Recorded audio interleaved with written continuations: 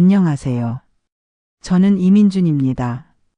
나이 58, 제 이름 석자 앞에 붙었던 그 많던 직책들을 모두 떼어내고 나니 문득 나는 누구인가 하는 질문 앞에 멍하니 서 있습니다.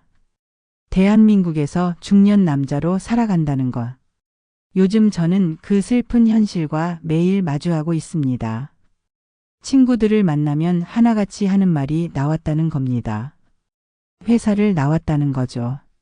평생을 바쳐 일했던 그곳에서 이제는 설 자리를 잃고 나온 겁니다.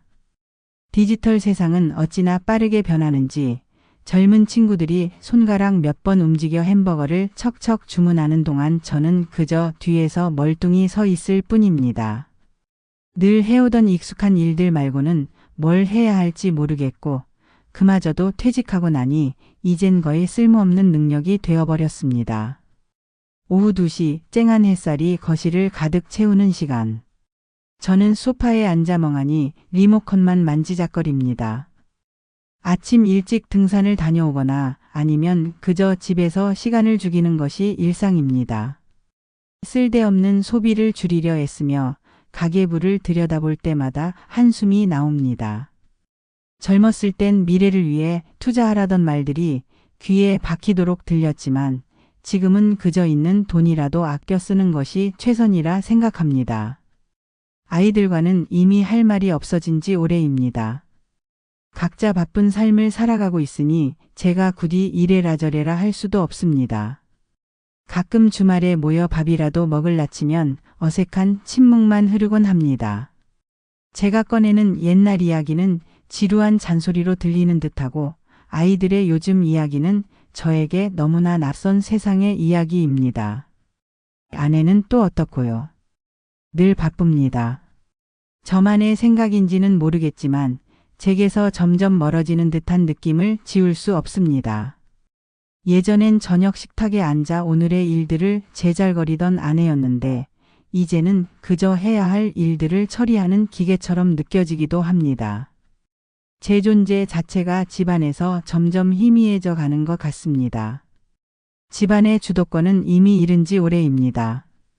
예전엔 제가 모든 것을 결정하던 가장이었는데 이제는 모든 중요한 결정에서 저는 그저 한 발 물러나 있는 존재입니다. 아내와 아이들이 상의해서 결정하고 저는 그저 결과만 통보받는 경우가 허다합니다. 이따금 제가 의견을 내놓으면 그것은 고리타분한 옛날 이야기 취급을 받기 일쑤입니다.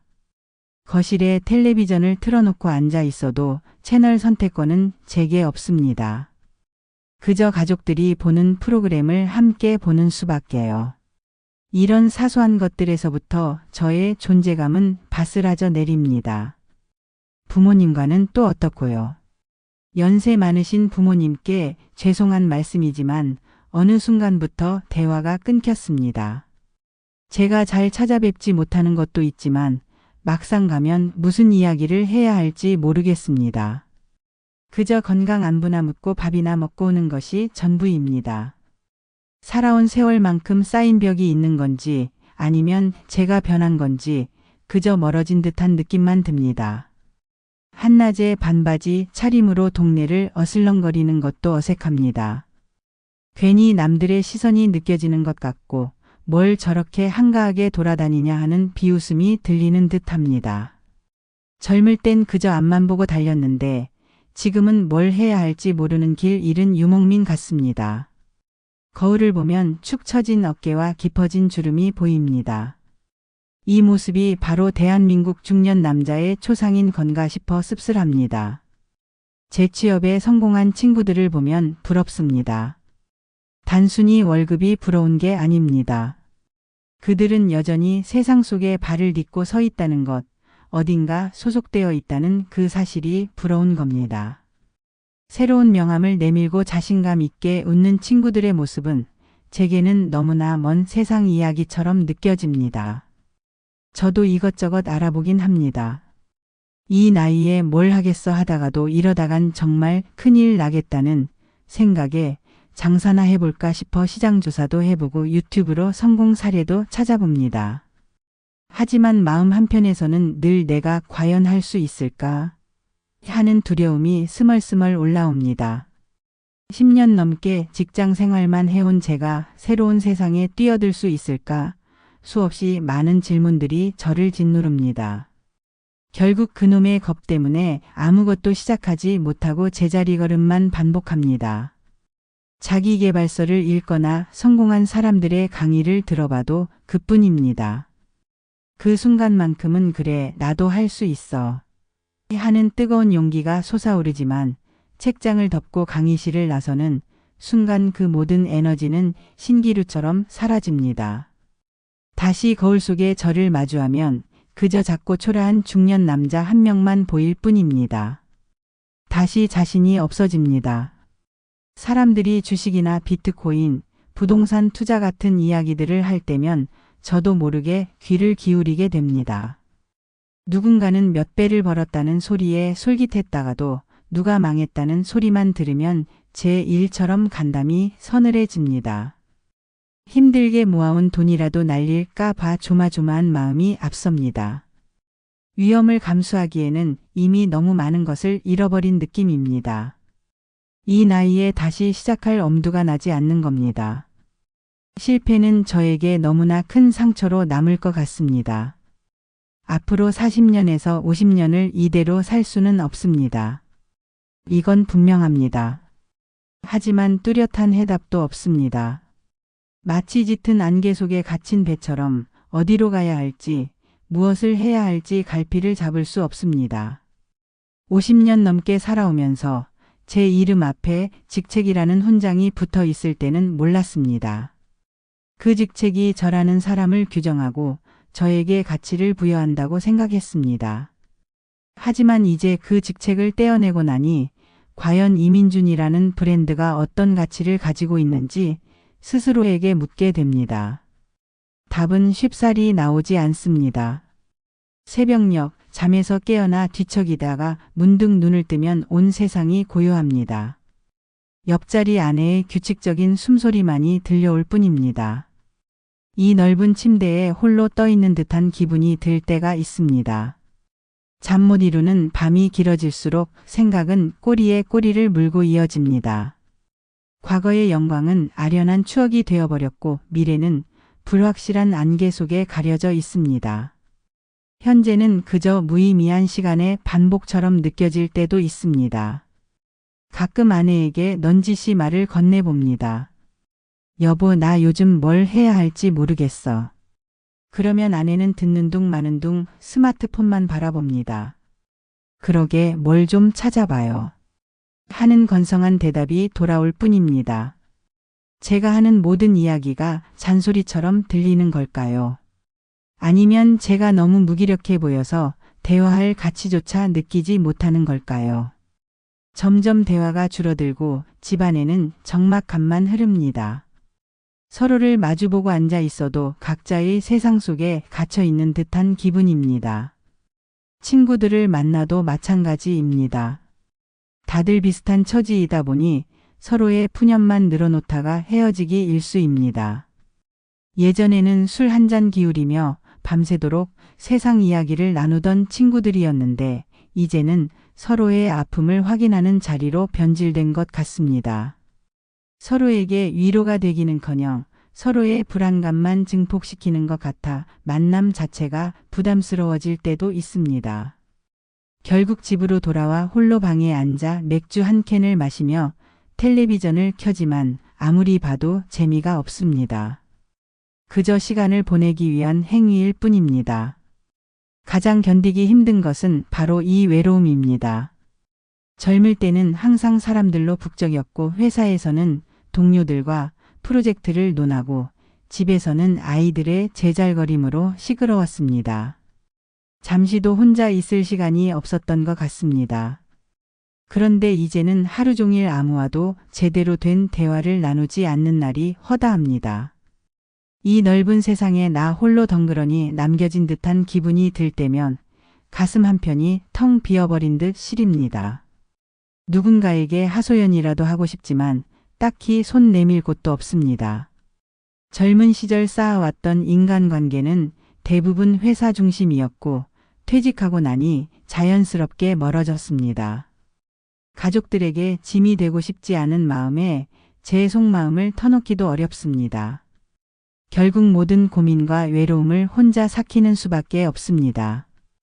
사회의 냉혹한 현실, 중년 남자의 숙명. 대한민국 사회에서 정년퇴직이라는 건 마치 죄수에게 선고되는 무기징역과도 같습니다. 평생을 국가와 사회, 그리고 가족을 위해 헌신했지만 돌아오는 건 차가운 외면과 고독뿐입니다. 젊은 시절에는 나라 경제 발전에 이바지한다는 자부심으로 하루하루를 버텼습니다. 새벽부터 밤늦게까지 일하고 회식을 마치면 파김치가 되어 쓰러져 잠들기 일쑤였죠. 주말에도 혹시 모를 회사 호출에 노심초사하며 가족여행 한번 제대로 가본 적이 없는 가장들이 수두룩합니다. 하지만 이제는 어떻습니까? 사회는 더 이상 우리를 필요로 하지 않는다는 차가운 메시지를 끊임없이 보냅니다. 최신 기술에 능숙하고 변화에 빠르게 적응하는 젊은 인재들만이 환영받는 시대입니다. 우리는 시대에 뒤떨어진 존재로 치부되고 우리의 경험과 지혜는 구시대의 유물처럼 여겨집니다. TV를 켜면 온통 젊은이들의 이야기뿐입니다. 유튜브나 SNS를 봐도 마찬가지입니다. 젊은 세대들은 자신들의 언어로 소통하고 자신들만의 문화를 만들어갑니다. 우리는 그들의 이야기에 끼어들 수도 없고 그들의 세계를 이해하기도 버겁습니다. 마치 다른 행성에 살고 있는 듯한 이질감을 느낄 때가 많습니다. 소외감은 그렇게 깊어집니다. 가끔 뉴스를 보면 고독사 이야기가 나옵니다. 쓸쓸하게 홀로 죽음을 맞이하는 중년, 노년의 남자들. 그 기사를 접할 때마다 남일 같지 않아 등골이 오싹해집니다. 나도 저렇게 되는 건 아닐까 하는 막연한 두려움이 엄습해옵니다. 평생을 바쁘게 살아왔는데 마지막은 그렇게 초라하게 끝날까봐 겁이 납니다. 저의 인생도 굴곡이 많았습니다. 젊은 시절에는 가난한 집안 형편 때문에 대학 진학을 포기하고 바로 사회생활에 뛰어들어야 했습니다. 남들보다 뒤처진다는 생각에 밤낮 없이 일했습니다. 때로는 부당한 대우를 받기도 했고 억울한 일을 당해도 꾹 참아야 했습니다. 가족을 먹여 살려야 한다는 책임감 하나로 모든 것을 견뎌냈습니다. 결혼 후에도 마찬가지였습니다. 빠듯한 살림을 꾸려나가기 위해 아내와 함께 맞벌이를 했고 아이들 교육비를 마련하기 위해 허리띠를 졸라매야 했습니다. 아이들이 아플 때 병원비가 없어 발을 동동 구르던 기억, 학원비 대주지 못해 미안했던 순간들이 주마등처럼 스쳐 지나갑니다. 돌이켜보면 제 인생은 마치 거친 파도가 휘몰아치는 바다 위 작은 배와 같았습니다. 쓰러질 듯 위태로워도 결코 포기할 수 없는 소중한 존재들이 있었기에 버텨낼 수 있었습니다. 그렇게 숨 가쁘게 달려온 세월. 이제는 잠시 멈춰서서 제 자신을 돌아볼 시간이 생긴 것 같습니다. 비록 지금은 외롭고 불안한 마음이 크지만 이 시간이 저에게 새로운 기회가 될 수도 있다는 생각을 조심스럽게 해봅니다. 저는 항상 제 감정을 억누르며 살아왔습니다. 남자는 강해야 하고 가장은 나약한 모습을 보여서는 안 된다고 배웠습니다. 슬픔도 기쁨도 겉으로 드러내지 않고 속으로 사귀는 것이 미덕이라고 생각했습니다. 하지만 이제는 더 이상 그럴 필요가 없다는 것을 깨닫습니다. 제 감정을 솔직하게 마주하고 때로는 눈물 흘리고 때로는 누군가에게 기대어 위로받는 것도 괜찮다는 것을요.